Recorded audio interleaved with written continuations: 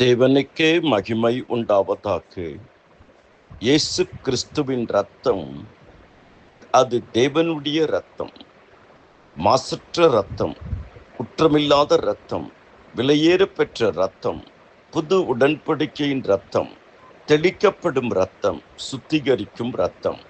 1 பேதுரு 1:19, அப்போஸ்தலர் 20:28, மத்தேயு 26:28, மத்தேயு 27:4, 1 யோவான் 1:7 ஆகிய வசனங்களை வாசித்து ஜெபியுங்கள்.